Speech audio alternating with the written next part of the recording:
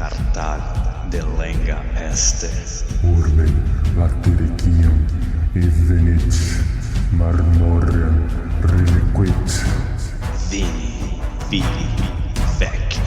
Fabrum essesuae cenco fortunae. Ceterum, cenceo, Cartaginem, F. delendem.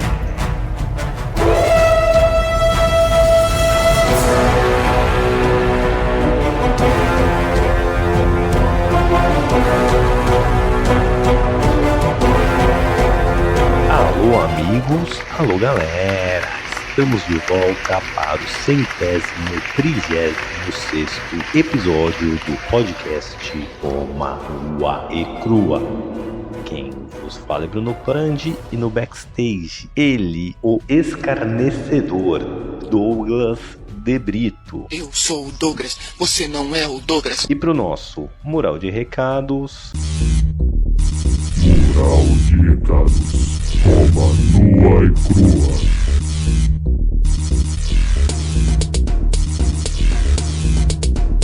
Fala pessoal, eu venho aqui fazer aquela mendigada básica e pedir para vocês darem aquelas 5 estrelinhas no Apple Podcasts, no Spotify. Isso ajuda a gente a aparecer para mais pessoas, não custa nada. E também aqui vou reforçar o pedido para quem quiser nos apoiar. Agora a nossa plataforma é o Apoia-se. O link vai estar aí na descrição e também quero aproveitar aqui para reforçar com os nossos padrinhos, quem já apoia aqui a plataforma do Padrim vai parar de existir, então se você puder migrar para o Apoia-se e continuar apoiando a gente agora dessa nova plataforma, ficaremos e continuaremos honrados. Dito isso, bora pro nosso recapitulando.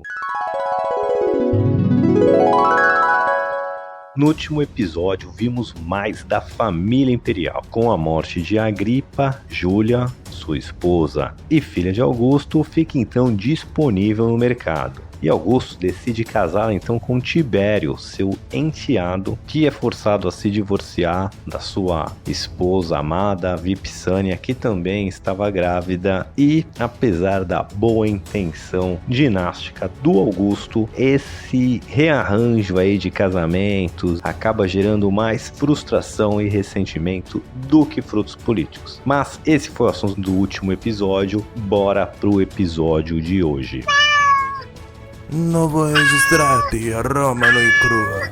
Te farei uma oferta irrecusável. Muito bem, pessoal. No último episódio focamos mais nas questões familiares e hoje ainda vamos falar de família, mas também voltaremos para o campo de batalha. Bom, como eu falei nos últimos episódios, né, o Augusto não tinha uma cabeça expansionista como seu tio-avô / pai adotivo Júlio César, ou Pompeu Magno, ou mesmo Cipião. Aqueles grandes nomes romanos, né, sempre foram muito ligados à expansão territorial. O Augusto, ele já entendia ali que o Império Romano estava quase no seu tamanho ideal, né? Ele já era grande o suficiente, ele estava mais preocupado em consolidar o poder, em evoluir as províncias, né, estabilizar o que ele já tinha, do que sair conquistando a torta e a direita. Porém, mesmo Augusto ainda não achava que as fronteiras romanas tinham chegado nos locais ideais, porque ele queria que as fronteiras chegassem sempre em grandes barreiras naturais ou beirasse outras civilizações onde pudessem fazer acordos duradouros e longevos, e é mais ou menos aí que a gente tá. Então, antes do último episódio, onde a gente ficou bem focado nas questões ali de casamento, com a morte de Agripa, a gente vai voltar lá para os campos de batalha. Bom, antes de rolar a morte do Agripa, né, o que estava acontecendo era a expansão, inicialmente liderada ali pelo Druso e pelo Tibério, os enteados de Augusto, que estão ali na sua fila sucessória, são os únicos em idade para ter carreira política e carreira militar. Então,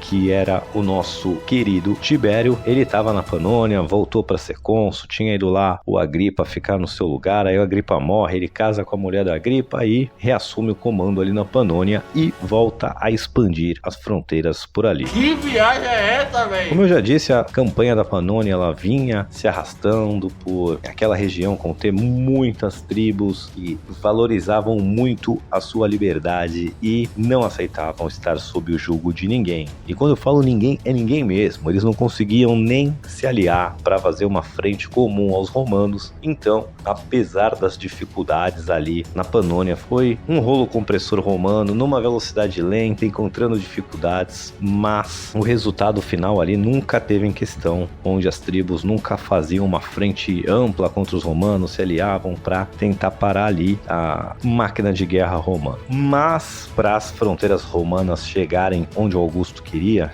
seria ali no rio Elba e no rio Danúbio, precisaria expandir e dominar parte dos territórios germânicos. Isso estava acontecendo lá com o nosso caro Druso, o irmão do Tibério. E eu nem sei quem é os malucos, isso que é foda. Então ele já estava ali nas fronteiras, né? A fronteira da Gália com a Germânia tinha ali o rio Reno, né? Como uma barreira natural. E para chegar no rio Elba ali, eles precisariam dominar algumas tribos já dentro do que seria território germânico. E lembrando que os romanos nem sempre precisavam dominar uma província, trazê-la para dentro do império. Eles podiam ter vários tipos de alianças, né? Contanto que as pessoas ficassem sob, entre aspas aqui, o jugo romano, no sentido de pagar tributos a Roma, de dar salvaguarda e aceitar comerciantes romanos levando produtos e trazendo produtos. Colonização. Então, o Druso ele já estava numa campanha ali de expansão pela Germânia, mas ali, diferente da Panônia, o bicho pegava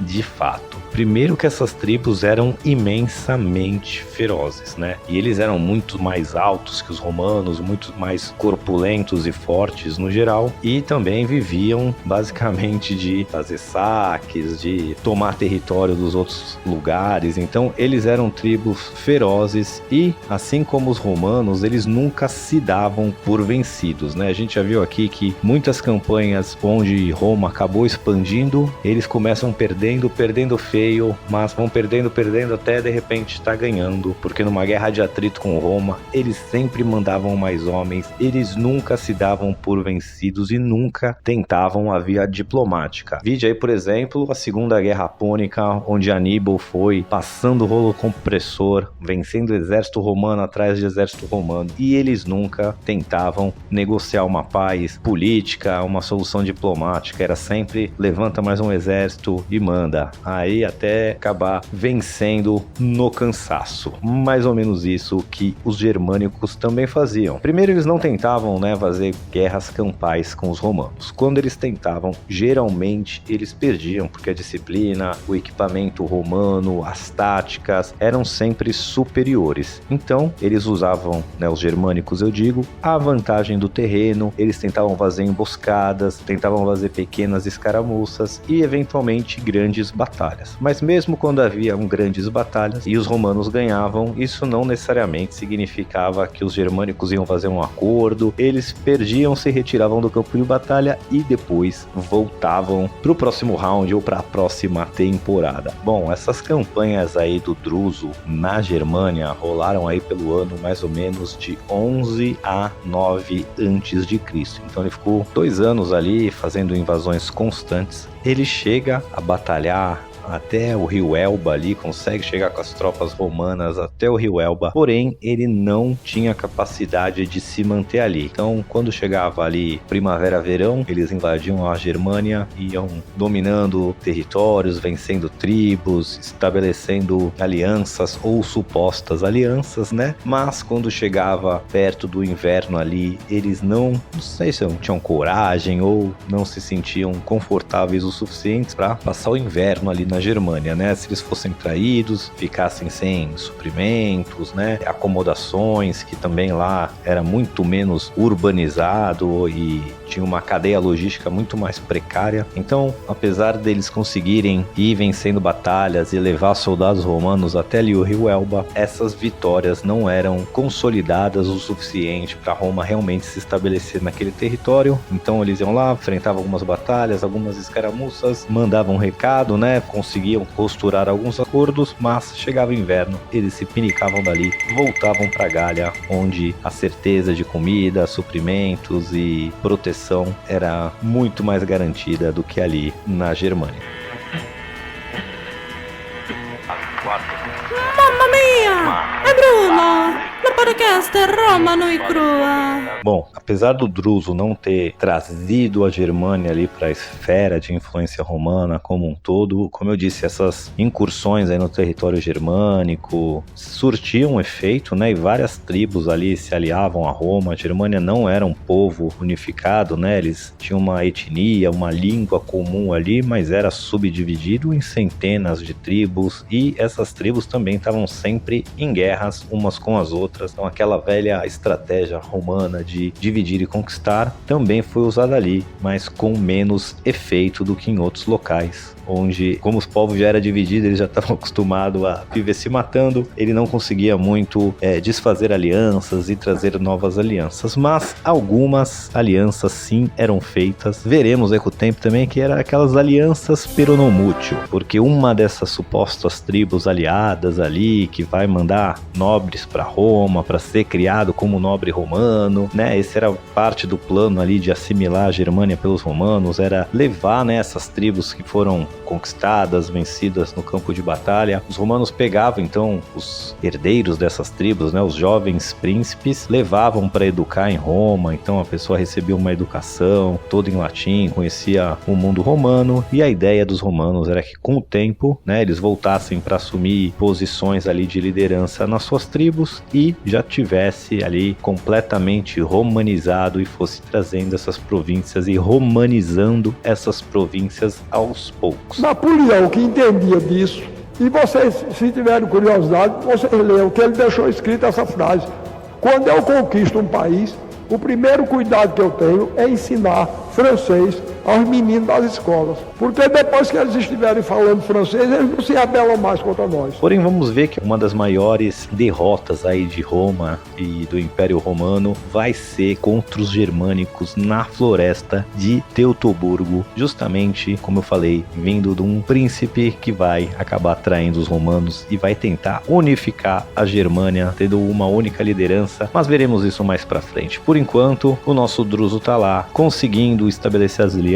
conseguindo invadir o território germânico e cada vez, e como posso dizer assim, consolidando a presença romana no local. Então, por favor, tomem cuidado, porque a língua portuguesa é uma língua de primeira classe, belíssima.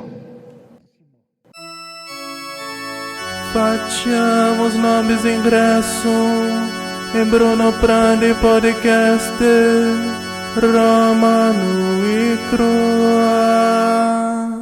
Bom, como eu falei no episódio passado, agora a gente vai voltar um pouquinho mais pro tema de família. O nosso grandioso Augusto, sempre muito preocupado com a sucessão, a consolidação da sua dinastia, né? Como já vimos, ele vem tentando preparar seus sucessores faz bastante tempo. Então, começou com o Marcelo, seu sobrinho, sendo preparado junto com o Tibério e o Druso, que são seus enteados, né? O Marcelo morreu, que era a sua primeira opção de sucessão, mas Druso e Tibério continuaram ali no seu cursus honorum, continuaram subindo na carreira política e militar. Como eu falei, Júlia também casa-se com Agripa e tem 5 filhos. 2 desses 5 filhos são adotados pelo Augusto, né? O Caio e o Lúcio. Eles são bem novinhos, mas esses também estão sendo criados aí como os possíveis herdeiros. Na verdade, Augusto mostra uma preferência total por esses netos, que são seus consanguíneos, né? Diferente de Tibério e Druso, que são seus enteados, né? Eles são filhos por casamento, mas não de sangue. Porém, havia esse problema que Augusto, né, ficava doente recorrentemente. Já teve 2 episódios aí que ele ficou muito mal, achou que ia morrer e acabou não morrendo, mas toda vez que ele tinha uma doença séria dessas, ele ficava mais preocupado com a sucessão, né? E agora ele tá confortável ali porque ele tem 4 possíveis sucessores. 2 enteados que já estão aí provando o seu valor com campanhas militares, com carreiras políticas, né, bem sucedidas, e tem seus 2 netos que estão sendo criados e preparados por ele mesmo, e as esperanças que essa dinastia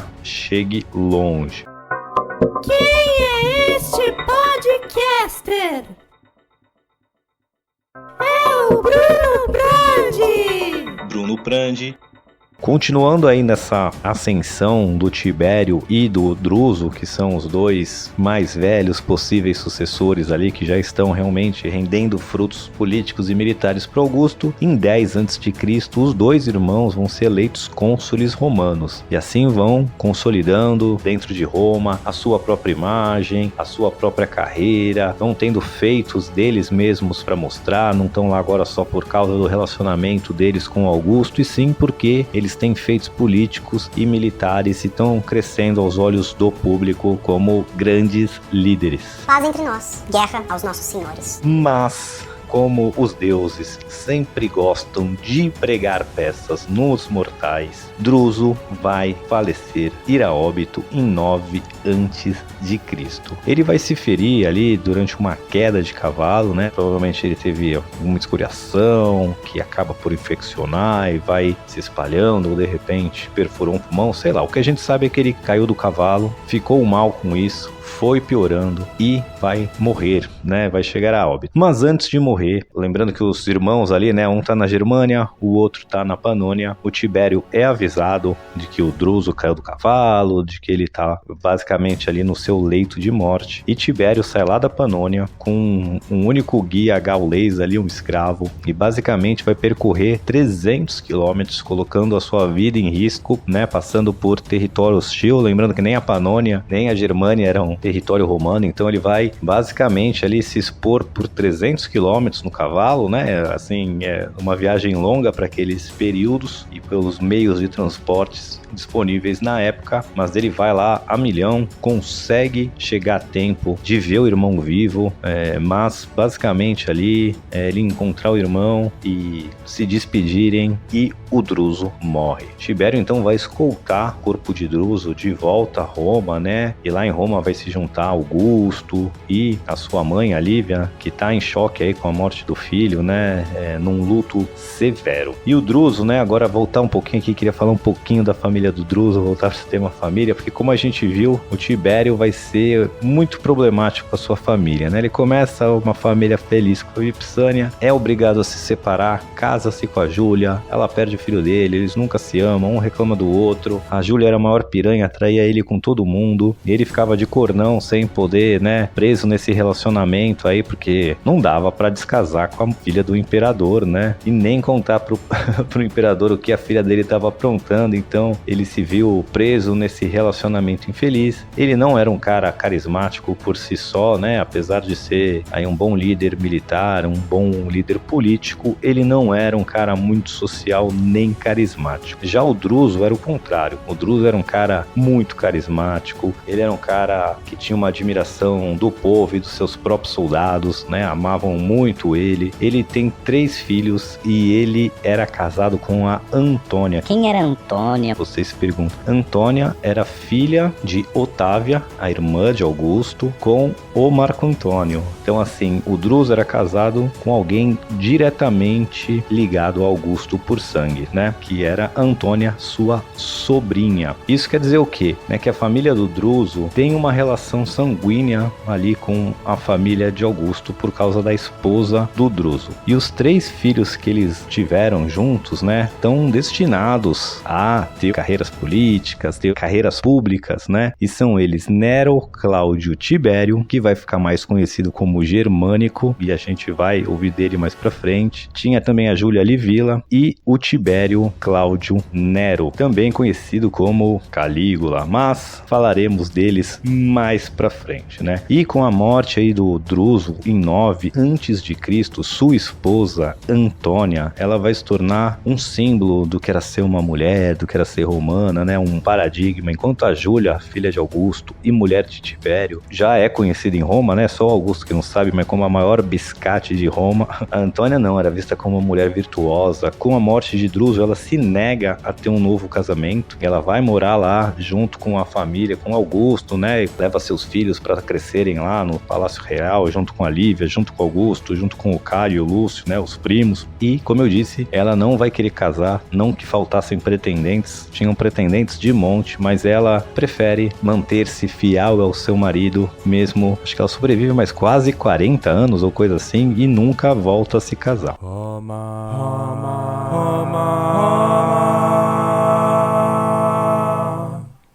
Roma nua e crua. Bom, pessoal, eu queria agora passar um pouco da família, avançar até o ano 8 a.C. para mais uma morte trágica aqui com Augusto. Então ele vem numa sequência de perder o melhor amigo, o Agripa, aí perdeu o enteado / possível sucessor, o Druso, e no ano 8 a.C., quem vai morrer é o nosso caro Caio Mecenas, o outro braço direito ali do Augusto, né? Quando ele começa a carreira, o Augusto, né? Com a morte de Júlio César, ele então adota o Augusto, que era o seu sobrinho neto, completamente desconhecido em Roma, na época com 19 anos, e o Augusto só conseguiu ascender ao trono, virar o primeiro imperador romano, ganhar 2 guerras civis, porque ele tinha Agripa ao seu lado, ajudando com as questões militares, e Mecenas ao seu lado também, o ajudando com as questões políticas, e não só políticas nos termos de política como um todo, mas ele seria como se fosse ali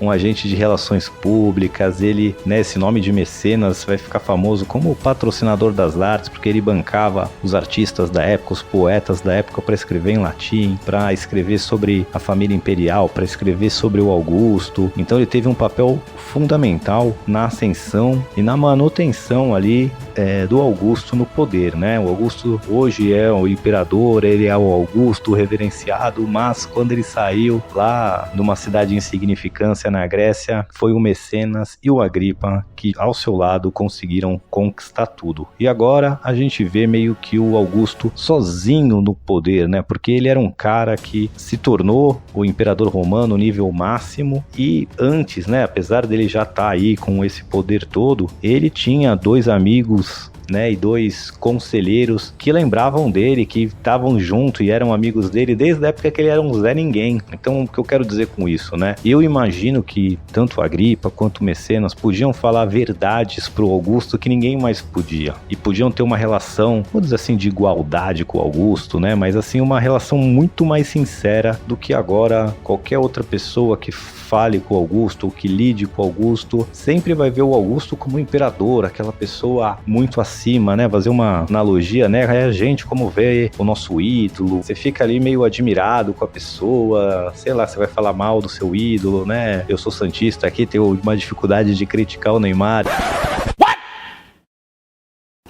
Imagino coisas desse gênero. Se eu visse ali, ficaria meio encabulado. Eu ia falar, pô, Neymar, é o puta caicai, eu posso reclamar até com meus amigos, mas...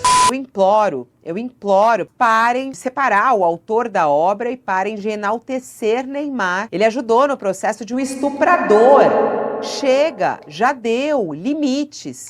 Olha isso, cara, a ida de Neymar ao Al Hilal poluiu mais que você poluirá até a metade da sua vida. O Neymar emitiu, só naquele voo para Dubai, mais do que o brasileiro médio emite em 115 anos de vida. Sim, só naquele voo.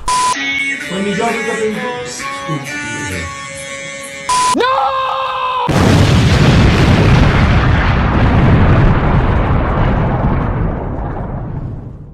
Não sei se eu fui muito claro na minha posição, mas quero dizer assim, eu entendo que ele perde qualquer pessoa ali, ele fica agora num pedestal que talvez só a Lívia, sua esposa, ainda consiga ter uma conversa de igual para igual com o Augusto, né? Agora todos esses outros parceiros já morreram e o Augusto sempre foi o Zé Meningite, o cara que ficava doente, e é engraçado que ele vai... Engraçado não, né? Mas é irônico que ele vai ser o cara que sobrevive a quase todo mundo. E uma das razões do Império ser tão consolidado, né, que quando ele morre ele reinou ali, vou dizer assim, por quase 40 anos, então deu para consolidar as pessoas. Quando o próximo imperador assumir, muitos ali não vão nem lembrar o que era o mundo romano antes de ter um único manda-chuva, um único imperador.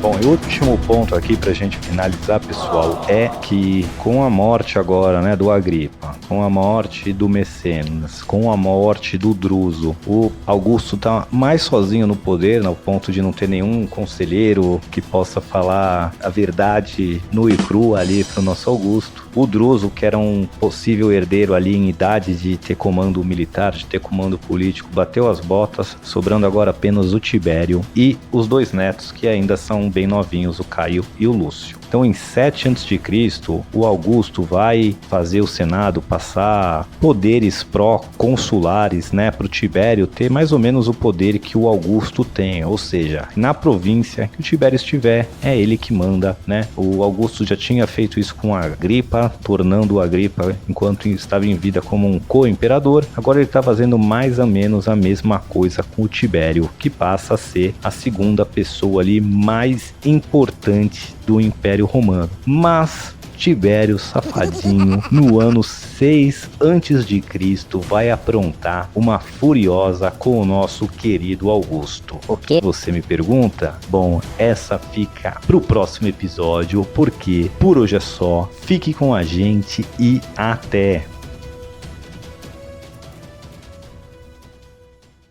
Alô amigos, alô galera, só lembrando que ainda tá muito fácil de participar do nosso seleto grupo de apoiadores carinhosamente apelidados de Tetrarquia. Você que gostaria de contribuir com este humilde podcast, por favor entre no link que está na descrição para visitar a nossa página do Padrim. Lá contém todas as informações necessárias e você poderá deixar seu nome registrado para sempre na história da educação brasileira. Vem!